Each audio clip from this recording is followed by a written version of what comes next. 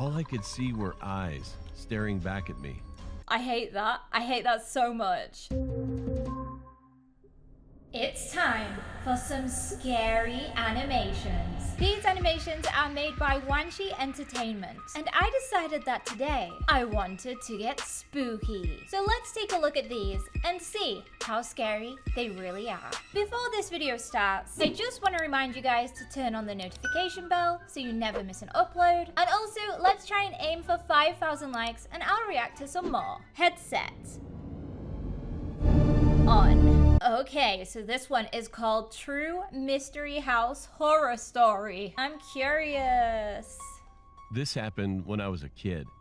I was in the 5th grade and my friend, let's call him Ethan, invited me over to his place. Why does Ethan look so terrifying though? Like seriously, he's scary. He lived right by the ocean, and if you walked through the forest for half a mile, you'd reach a nice beach with a diving board. Honestly, the animation style alone is creeping me out. I don't know what it is about it. Maybe it's the fact that it looks like a child has drawn it, but it's super scary. It's making me uneasy. When I got to his house, we hung out, played video games, and talked. You know, typical kid stuff. Then we decided to go to the beach. It wasn't too far away, and we knew we could get back in time for dinner, so we set off. To make the trip more adventurous, we decided to bushwhack our own path. After walking a couple of minutes, we hit a tall fence. Why would anybody want to do that? Walk through the bushes? That sounds like a terrible idea. You guys could get lost or hurt yourself on some spiky bushes. No thank you. I'll be taking the path. Crap, Ethan exclaimed. Well, I guess we'll have to go back. Suddenly, out of the corner of my eye, I spotted something. The fence went about 8 meters long and then stopped. My jaw dropped. There was a house. It was an old cabin with boarded up windows. That legit looks like a dog kennel. That doesn't look like a house. It's tiny. And it's also terrifying. Please don't tell me they go inside of it. They probably do. They're kids. The planks were falling off and you could see the old insulation underneath. It was gray in color and had flecks of blue paint. The fence led up to the side of the house, stopped, and then continued on the other side. What scared me the most was that there was no road. I mean, not even a clearing to get to the road. You'd have to walk 20 minutes. The music is scaring me. Oh my gosh, I hate it when it does that. With like the violin. Spook. Okay, this is a bad idea. Why are they doing this? Kevin, come on, Ethan yelled from behind me. Look at this, I shouted back. Ethan walked up to me and his jaw dropped. There was no door, just a frame. And peering through the frame, we could see that there was a back door. Wait a second, this house has stairs inside of it? It really has 2 floors? How is that possible? This house is like a TARDIS. It's bigger on the inside. Is it? I noticed. We could see that there was a back door, also with no frame. All we had to do was walk through the house, then we could get to the beach. Why don't you just walk around the house? Surely you don't have to walk through the house. I am so confused, but whatever. I'ma just let them do their thing. I looked at Ethan. Should we do it? I asked him. He shrugged. I don't see why not, he responded. Inside the house was dark, despite the sunlight pouring in through the door. We advanced slowly through the house, and Ethan pointed to the door. As we reached the door, I peered up the stairs. I grabbed Ethan and shoved him out the door. What the heck was that? Oh my gosh. Was there something in there? Was that a creature or was it a person? Maybe it's the homeowner. He just ran out of money to do renovations and now he's mad that there's 2 kids walking through his house. I know I would be. What was it? He said as soon as we got away. My whole body shook. I must be going mad, I thought to myself. Eventually, I explained it to him. As we reached the door, I wanted to take one last look at the house. I glanced up the stairs and I saw the shadowy outline of a person. It is a person, but why are they making that sound? They sound like a frog.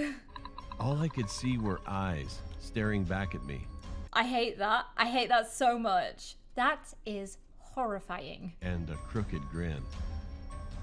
Ethan and I took another route back home, and we told Ethan's mom. She laughed at us and said she'd been that way many times and there was no house. And we were angry because she didn't believe us. So we got out our cameras and went back the next day. When we got there, there was no house. What? How How is that possible? Even Ethan's mom says there was no house there, and they've gone back and it's gone. Maybe it was just inside of their heads. I know kids have a really vivid imagination, so maybe they just imagined it. It was just gone. No clearing, nothing. To this day, Ethan and I still wonder what it was. Was that man just a homeless person, or maybe he was something much, much worse? Oh my gosh. I suggested to Ethan a theory that scares me to this day. I had been reading about Russian folklore, and a page caught my attention. Okay, here we go. Russian folklore. I'm interested.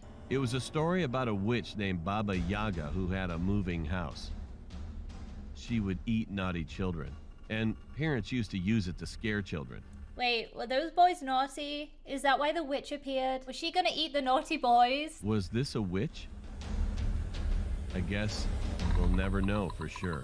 Oh my gosh. Well, we learned something new today, which is don't be naughty or a witch is gonna come for you. A lesson I will remember. Okay, so the next one we have here is called Instagram Horror Story. I'm excited because I myself use Instagram. If you want to follow me, my username is Yammy_XOX. Go there, check out my posts. Thank you. So how can Instagram have anything to do with horror? I need to know. I was a big Tinder guy a few years ago. A big Tinder guy? Okay, this guy likes online dating. Everywhere I went, I would update my location and then update, my body count. Then I quit doing Tinder and stuck with Instagram. Aw, I they're know, pretty they're girls. completely different, and IG has a bunch of fake accounts. So I saw this girl commenting on all of my friends' pictures. Then she commented on mine. He's like, oh yeah, this is a cute girl. She's gonna like me. We're gonna date. It's gonna be great. And then something horrible is about to happen. I can just tell. I also saw my friends replying, so I figured she was a real person because I looked on her page and she had way more followers than people she was following. That doesn't mean that she's real, bro. People can buy fake followers. Oh no. Is she a catfish? So I DM'd her. I definitely thought she wasn't going to reply, but she did within an hour. We talked for maybe 2 or 3 weeks and we made it official. They talked for 2 or 3 weeks and they're already online dating. Okay, fair enough. Whatever floats your boat. You don't know if she's a real person, but that's okay. Apparently. No, that's not okay. That's really not okay. She was pretty, had a degree, and a good job, as she said. I felt she was out of my league and too perfect. Every day she posted new photos. And I told my friends about her and they seemed pretty jealous, except for my friend Ryan. He said I was stupid because I never spoke with her. I agree with your friend Ryan. He's right, you should listen to him. And I only messaged her. She invited me over because she said she can cook. Ryan told me to don't go. The rest of my friends said don't have any kids and they would laugh. Well, if you're gonna meet someone online, you should definitely do it in a public space and with another person or a group of people to make sure that you're safe. But I would never recommend doing that anyway. Oh gosh, this is terrifying. I'm scared for this man. So I went over there, but not without Ryan calling me a clown first. The GPS says she lived about an hour away. An hour? That's not too bad. I would be more accepting of this online relationship if they'd like Skype called and seen each other on webcam and proved that she was a real person. But I am worried for this man's safety right now. When I first started to talk to her, she told me that she lived in a nice neighborhood. But when I got there were people everywhere and the neighborhood was not that nice. Oh gosh, red flags, red flags. I would be worried too. She says she lives in a modern mansion and this is not a nice area. When I stopped at the stop sign at the corner, people walked up to my windows and asked me what do I need. But I pulled off really fast and got to the house. It was a duplex, so I messaged her and she said to come up the stairs. Okay, this does not look like the house that she described. I would already be worried. Oh no. It was about 9 at night, and people were everywhere just standing around. I knocked on the door, and I was definitely excited. The door opened, and to my surprise, it was a bald-headed white guy with a patchy beard. Who the heck is he? He's definitely not the Instagram girl you were talking to. Tattoos everywhere, including his head, with a tank top on. I asked, was Lisa home, and he said, yeah, come in.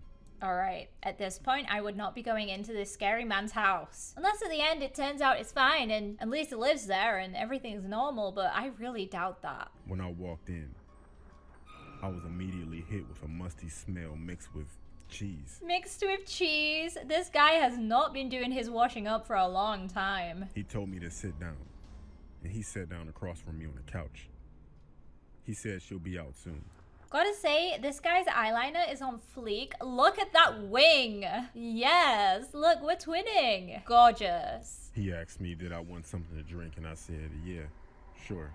Gosh, please do not accept a drink from this man. He could put anything in it. When I got up, I texted her, can she come out, please? She immediately said yes.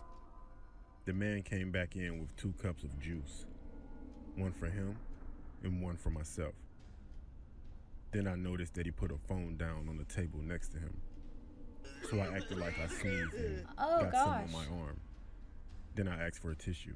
I have a feeling that this man is Lisa, and he's catfished you big time. He went to get some tissue and he left his phone like I thought he would.